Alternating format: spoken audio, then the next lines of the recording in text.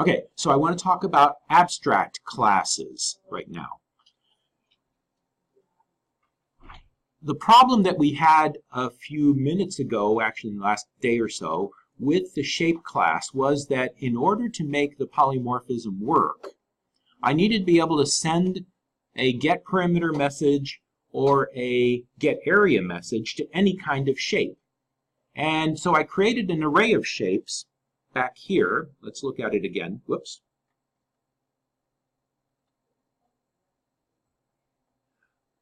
I created an array of shapes right here, and I have shape objects. But when I send the getPerimeter message to a shape object, there can be a problem associated with that. And that problem you didn't see because I did something to avoid the problem. One of the thing I did to avoid the problem was back here in the shape class, I set up these two dummy methods called getPerimeter and getArea that return 0. See, and if I take these out,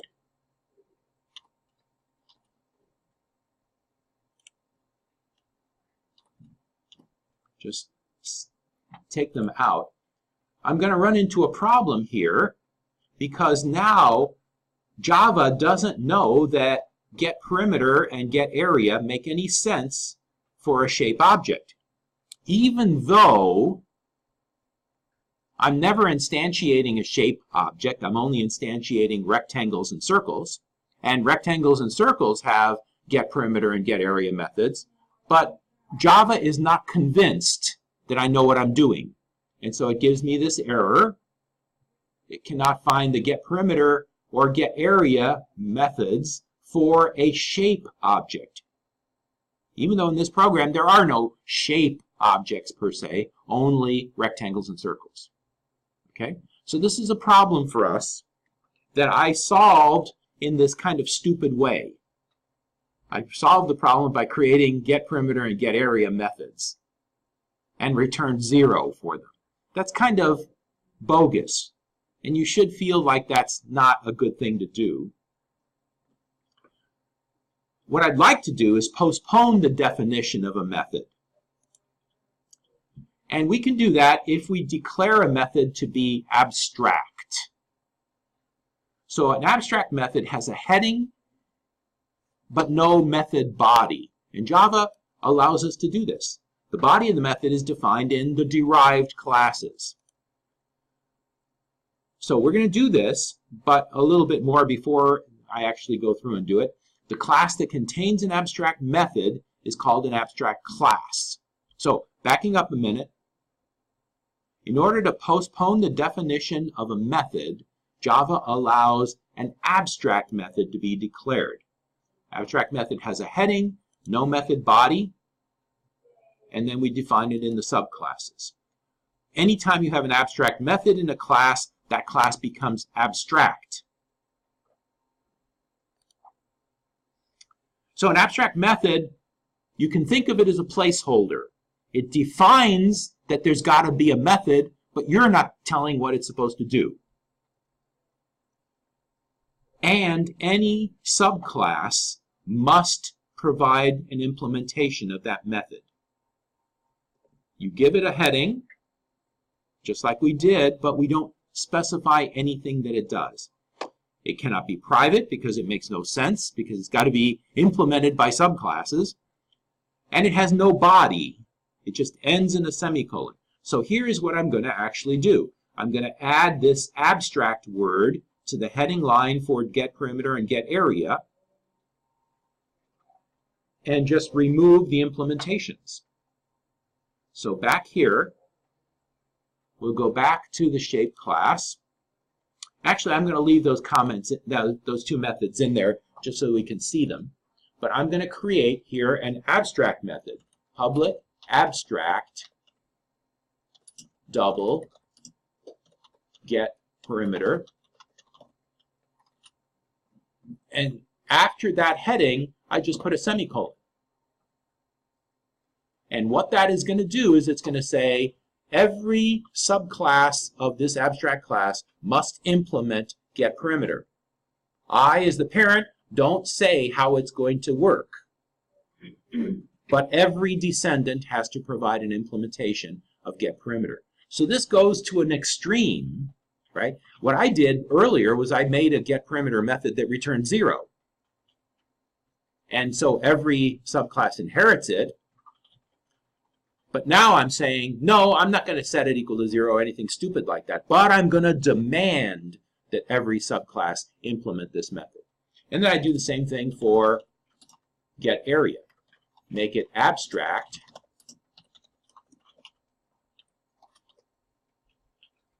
And now when I save this, you'll notice that the error went away there. I picked up another error here somewhere.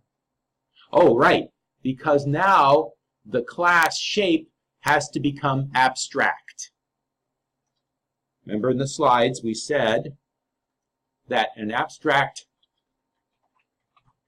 a class that contains an abstract method is called an abstract class. And so I've got to actually set up the shape class as an abstract class. Class that has at least one abstract method is called an abstract class. An abstract class must have the modifier abstract included in its class heading. So back to the shape class we go, and all we have to do there to fix this is add the modifier abstract and save everything, and you'll notice everybody's happy now. Okay? No errors anymore. One other thing. An abstract class can have any number of abstract and or fully defined methods. So you can mix and match. A method does not have to be abstract to belong to an abstract class. In other words, you can have another method that you flesh out completely, give an implementation to. So for example, you could have a method called getShapeName that actually does something. It returns a particular value, and that could be completely defined in the shape class. No problem. And you also have abstract methods, getPerimeter and getShape. No problem. But there's more. If a derived class does not define all of its abstract methods, then it is abstract also, and you have to add abstract to its modifier. So, okay, a child doesn't have to implement all the methods, but if it doesn't, then it becomes abstract. So, you have to implement all the abstract methods, or else you can't have any objects of your type. You can allow your descendants to implement for you. And maybe that's okay. Yes? Isn't there like a shortcut that adds all the abstract methods to the derived class? In NetBeans? Yeah. Probably, yeah. Yeah. But I'm not there. I'm not talking about how to actually make this happen in NetBeans or Eclipse or whatever IDE you're using. What I'm worried about right now is understanding what an abstract class is about. And there's one other thing. Yeah, you can get that done automatically for you.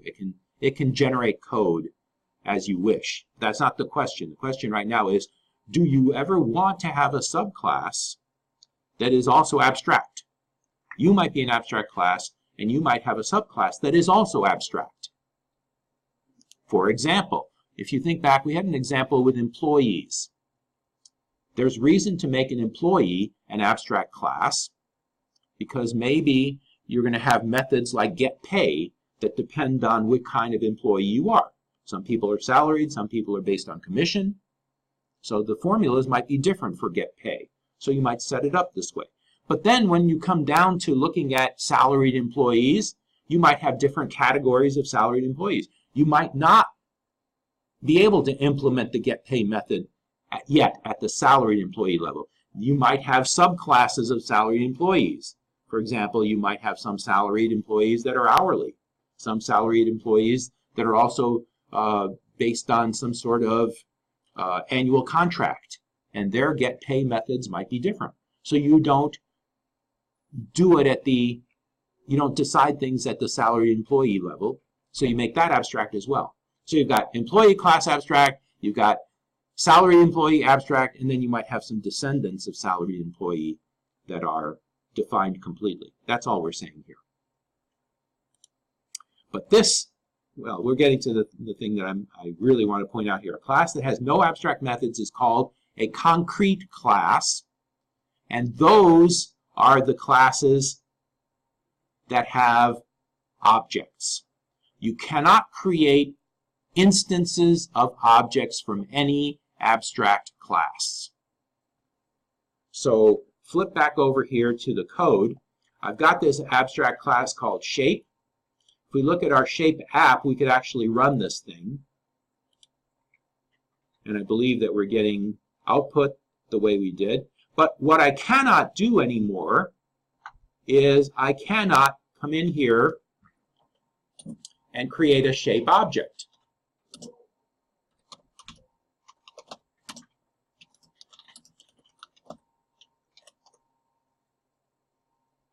See, all of a sudden I'm getting an error. And it says shape is abstract, cannot be instantiated. Which is exactly what I'm saying. An abstract class cannot have any objects associated with it.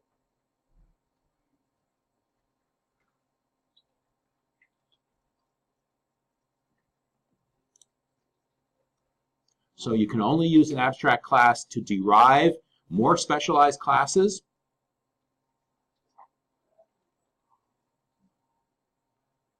So in the case of our shapes, we really don't ever want to instantiate a shape object because shapes are not just that amorphous. Maybe it's good to be able to talk about a shape generally, but we're only going to instantiate particular kinds of shape, and so we only create derived class instances. You can still have an abstract class constructor.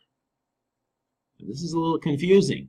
There's nothing that prevents you from writing a shape constructor. You just can't use that constructor to create a shape object. Which leads you to say, well, what good is it then? Why would you need a shape constructor? And the answer is because a derived class constructor can include an invocation of the abstract class constructor in the form of super. And we actually did that. Think if you look back on the, let me get rid of this nasty statement. We cannot instantiate shape objects. If we go back to the rectangle class, if I'm not mistaken, if we go up to the rectangle class,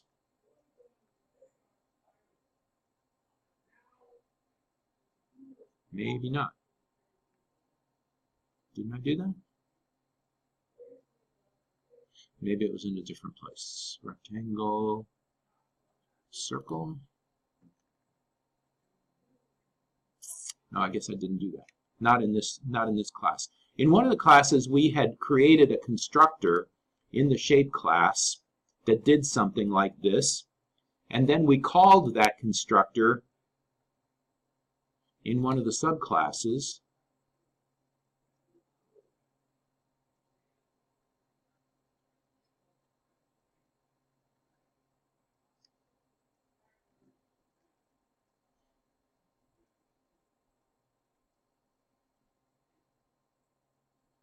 I probably should have done that here, because let me see what that shape constructor does.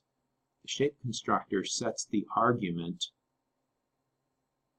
to, or sets shape name to that argument. So I should be able to just do this. Instead of calling set shape name,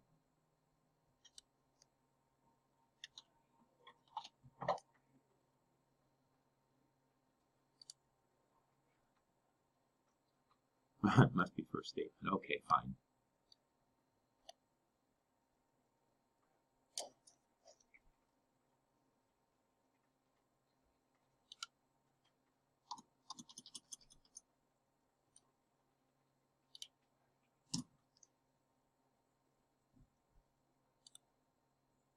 Okay, so here's what I had in mind. Here is a call to the constructor of the shape class.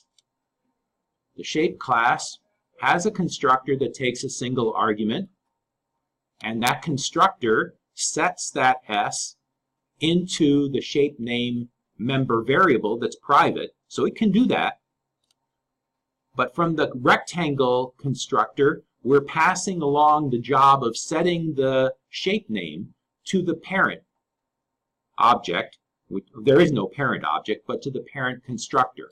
And that's what this is all about. So we have super rectangle, which calls the constructor of the parent right here and passes in the string and sets the shape name accordingly. Okay? And that's what we were talking about here in the slide. A derived class constructor can include an invocation of the abstract class constructor in the form of super.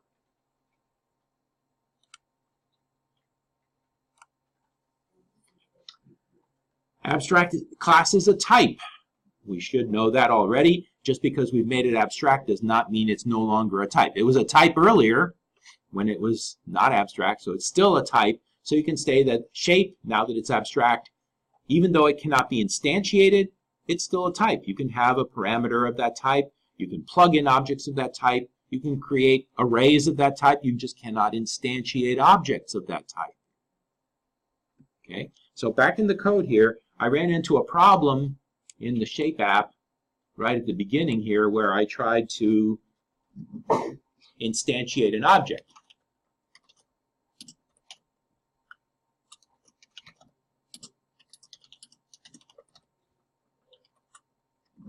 I can't do that. I can't use the constructor. Still doesn't like that. I can create a rectangle, instantiate a rectangle here, I think. Well, maybe not with a string argument. How's that? Yes, I can instantiate a rectangle and stuff it into a shape object.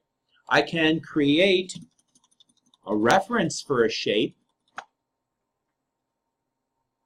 Nothing bad happens. The only thing I just cannot do is instantiate a shape object because the shape class is abstract. Okay, so I can plug in any descendant object into the base class reference.